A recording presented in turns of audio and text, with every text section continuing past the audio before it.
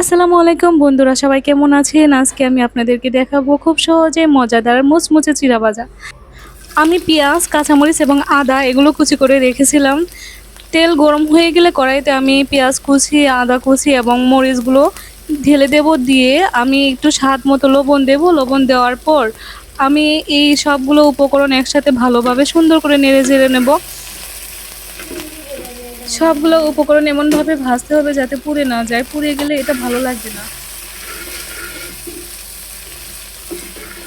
নিয়ে যখন এগুলো একটু লালচে আকার ধারণ করবে কিন্তু পুড়ে যাবে না, যখন একটু লালচে হবে এতে অ্যাড করে দেব চিড়াগুলো।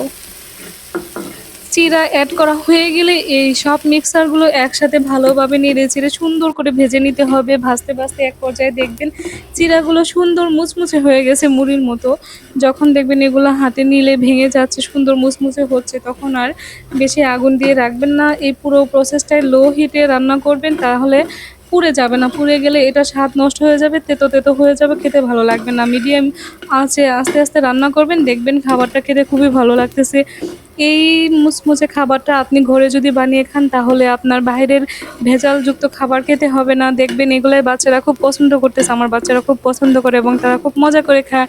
তাই আমি একটু কষ্ট হলে ঘরেই বানিয়ে নিই, কিন্তু আমি বাইরে থেকে নিয়ে আসি নাই, ওদেরকে ঘরেই বানিয়ে দিয়েছি। ওরা খুব মজা করে সবাই খেয়ে ফেলেছে এবং আমার কাছেও খুবই ভালো লেগেছে। আপনাদের কাছেও যদি খুব ভালো লেগে থাকে তাহলে অবশ্যই ট্রাই করে জানাবেন কেমন হলো, এবং ভিডিওটি পছন্দ হলে লাইক কমেন্ট করে জানাবেন। ধন্যবাদ। সবাই আমার পাশেই থাকবেন, আমার জন্য দোয়া করবেন, আমি যাতে সুন্দর সুন্দর ভিডিও আপনাদেরকে উপহার দিতে পারি। সবাই ভালো থাকবেন। আল্লাহ হাফিজ।